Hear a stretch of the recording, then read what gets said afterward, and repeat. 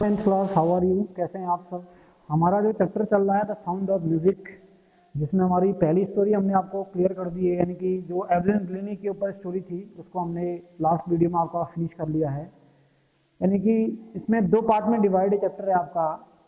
जो sound of music है उसमें जो पहला पार्ट है वो है Evelyn Glennie listens to sound without hearing. यानी कि फर्स्ट पार्ट में जो स्टोरी है वो पूरी एवलिन ग्लिनी के ऊपर है। और जो दूसरा पार्ट हमारा आज शुरू होना है वो हमारा the shehnai of Bismillah Khan. यानी कि क्या है, this lesson presents the life journey of India illustrious son Bismillah Khan, an ordinary man who rose to be the legendary Sahnai maestro by dedication of his hard work. He was conferred Bharat Ratna, the highest national award of India. यानी कि यह part जो है भारत के यशस्वी पुत्र बिस्मिल्लाह खान की जीवन यात्रा का वर्णन करता है। वो एक आम आदमी से ऊपर उठकर शहनाई वादन के क्षेत्र में बहुत ज़्यादा प्रसिद्ध व्यक्ति बन गए। कार्य के प्रति समर्पण के फलस्वरूप उनको भारत का सर्वोच्च राष्ट्रीय पुरस्कार यानी कि भारत रत्न से प्रदान किया गया। In this chapter the character Ustad Bismillah Khan, he was born in March 21, 1916 at the Dumraon village in Bihar. Then he moved to the Banaras. He belonged to the Banaras School of Music. He passed away on 21st August 2006 in Banaras. Second character is Emperor Aurangzeb, Samrat Aurangzeb. He was a famous Mughal emperor. He was staunch Sunni Muslim. He banned the playing of musical instrument Pangi यानी कि प्रसिद्ध मुगल सम्राट औरंगजेब वह पक्का सुन्नी मुसलमान थे। उन्होंने संगीत वाद्य यंत्र पंगी के बजाने पर रोक लगा दी थी। Next character is the Rasool Bakhsh Khan. He was a बिस्मिल्लाह's grandfather. He was a Sahnai Nawaz of the Bhojpur King's court. Next character is Paigambar Baksh. He was the Bismillah's father. He was a great Sahnai player. Next fifth character is Ali Baksh. He was the maternal uncle of Bismillah Khan. And next sixth character is Jawaharlal Nehru. He was the first Prime Minister of India. He invited Bismillah Khan to play the Sahnai for free India from the ramparts of Red Fort in Delhi. And the seventh character is Mahatma Gandhi. And eighth character is the Ustad Sayyad Khan. Ninth character is the Vijaya Bhatt and Bikram Srinivas and King Zahir Shah. There are totally 11 characters in this chapter, the Sahnai of Bismillah Khan. इसमें 11 character लगभग दिए गए हैं। We started from the one by one passage number 1. Today our topic is the Sahnai of Bismillah Khan. As the first part, Emperor Aurangzeb banned the playing of musical instrument called pangi in the royal residence for it had a shrill unpleasant sound. क्या कहा गया है कि सम्राट औरंगजेब ने राजमहल में पंगी नाम का जो वाद्य यंत्र बजता था उस पर बजाने से उसको रोक लगा दी थी। कारण क्या था उसका? Due to the reason of its high pitched voice, यानी कि क्योंकि इसकी आवाज तीसरा और बिल्कुल अप्रिय लगती थी। ठीक है ना, यानी कि है श्रिल अनप्लेजेंट साउंड कहा गया है, यानी कि बहुत ज्यादा क्या थी, तीसरा आवाज थी और अप्रिय लगती थी पूरी। ठीक है ना। फिर कहा गया Pangi became the generic name of for readed noise makers, यानी कि रीडेड बोलते हैं नरकुल। ठीक है ना, नरकुल बोलते हैं। नरकुल से बनाए गए शोर करने वाले सभी यंत्रों के समूचे वर्ग को पंगी नाम दिया जाता है। ठीक है ना। Few had thought that it would one day be revived. किसी ने सोचा भी नहीं था कि पंगी जो है किसी दिन फिर से पुनर्जीवित हो जाएगी, यानी कि लोग इसका फिर से प्रयोग करेंगे, रिवाइव हो जाएगा इसका काल। The barber of a family of professional musician, यानी कि एक नाई जो पेशेवर संगीतज्ञ परिवार से था, who had access to the royal palace, यानी कि एक नाई जो पेशेवर संगीतज्ञ परिवार से था उसकी पहुंच बिल्कुल कहां तक थी? राजमहल तक थी, पैलेस तक थी।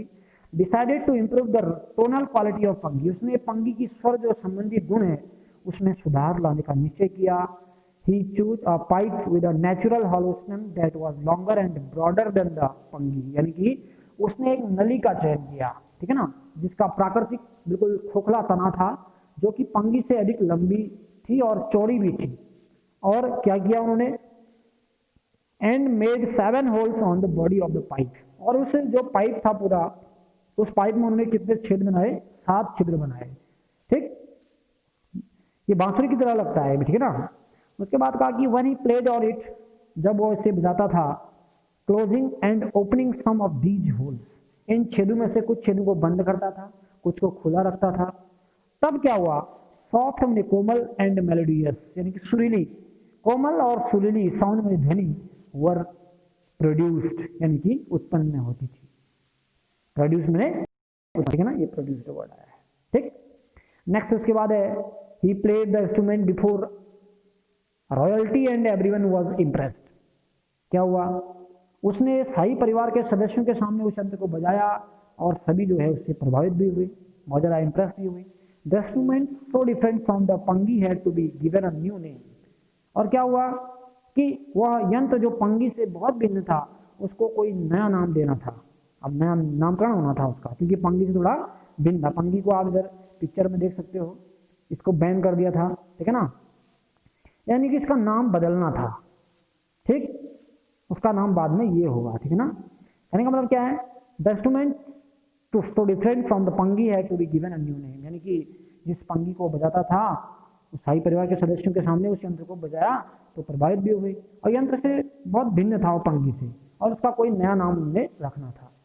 एज द स्टोरी गो, जैसे कि कहानी बताई जाती है, since it was first played in the Shah chamber and was played by the nai barber, the instrument was named shehnai. कहने का मतलब क्या है, शाह के चैम्बर में बजाई गई, सबसे पहले बादशाह के शाही कक्ष में बजाया गया इसको, ठीक है ना, बादशाह के शाही कक्ष में बजाया गया और उसको एक नाई ने बजाया, तो क्या हो गया इसका नाम तब से शहनाई। शाह के चैम्बर में बजाया गया और किसने बजाया, बार्बर ने, यानी कि शाहनाई का मतलब क्या हो गया, पूरा कंप्लीट नेम क्या आ गया इसका, शहनाई। ये क्या है, न्यू नामकरण हो गया इसका, यानी कि नया बन गया, ठीक है ना। और ओल्ड जो था ये था, यानी कि इसको हम क्या कह रहे हैं, PUNG।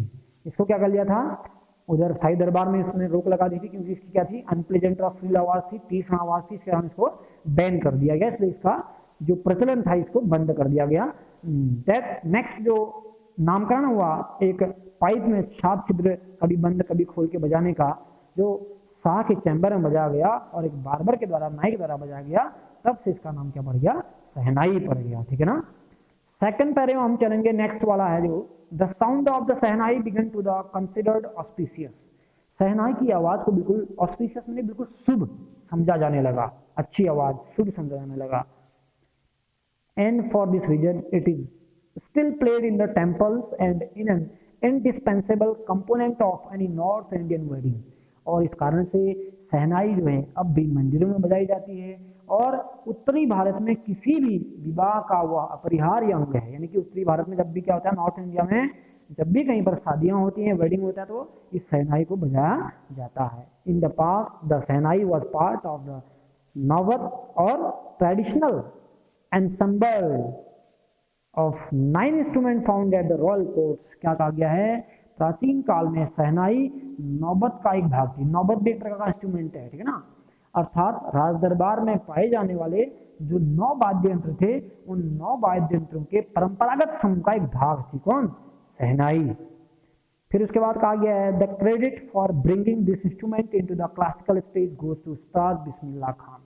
यानी कि इस यंत्र को शास्त्रीय संगीत के मंच पर जो लाया, उसको लाने का जो श्रेय जाता है वो किसको जाता है, मिस्टर बिस्मिल्लाह खान को जाता है। उस्ताद बिस्मिल्लाह खान ने क्या किया, शहनाई को क्या किया, एक मंच प्रदान किया। उन्होंने क्या किया, इसका ओरिजिनल है उसके वो, यानी कि उन्होंने इसकी उत्पत्ति की शहनाई की, और इनके थ्रू ही क्या हुआ, शहनाई जो है यहाँ तक पहुंची। ठीक, उसके बाद हमारा थर्ड पैरा है एज अ 5 ईयर ओल्ड, यानी कि जब बिस्मिल्लाह खान कितने साल के थे, बिस्मिल्लाह खान 5 साल के थे।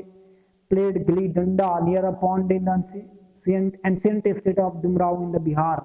यानी कि जब बिस्मिल्लाह खान 5 वर्ष के थे, वह बिहार में डुमराव की प्राचीन रियासत में एक तालाब के पास में क्या करते थे, गिली डंडा खेला करते थे, ठीक है ना, near a pond ancient state of Dumraon in Bihar. और दूसरा क्या करते थे उसके बाद, he would regularly go to the nearby Bihari ji temple to sing a Bhojpuri chaitya.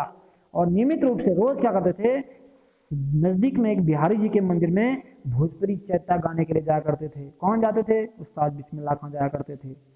Which he would earn a big laddu weight कितना होता था उसका, 1.25 kg। यानी कि जब वो गाते थे वहाँ चैत्या को गाते थे, तो उसकी समाप्ति पर क्या होते थे, जो स्थानीय वहाँ के महाराज थे उनके द्वारा उनको 1.25 किलो का लड्डू इनाम के रूप में दिया जाता था, प्राइज के रूप में दिया जाता था लोकल महाराजा के द्वारा।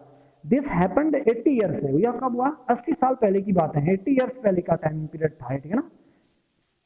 And the little boy has travelled far to earn the highest civilian award in India, the Bharat Ratna. और उस छोटे लड़के ने भारत के सर्वोच्च नागरिक पुरस्कार यानी कि भारत रत्न को प्राप्त करने की अपनी लंबी यात्रा की, यानी कि उनको क्या मिला बाद में, भारत रत्न से उनको नवाजा गया। ठीक है ना, कुछ वर्ड मीनिंग इधर आए हैं आपके। ठीक है ना, जैसे एम्पीरियर आया है, एम्पीरियर में होता है सम्राट, बैंड में होता है रोक लगाना, श्रिल एक शब्द आया, पीस में इसको बोलते हैं high pitched and piercing voices, generic name है, किसी संपूर्ण वर्ग का नाम बोलते हैं। रिडेड बोलते हैं नरकुल, यानी कि विंड इंस्ट्रूमेंट होता है नरकुल मिला के। रिवाइव्ड मैंने दोबारा होना, पुनर्जीवित होना, केम बैक। प्रोफेशनल बोलते हैं पेशेवर, म्यूजिशियन को बोलते हैं संगीतज्ञ, एक्सेस बोलते हैं आपका पहुंच।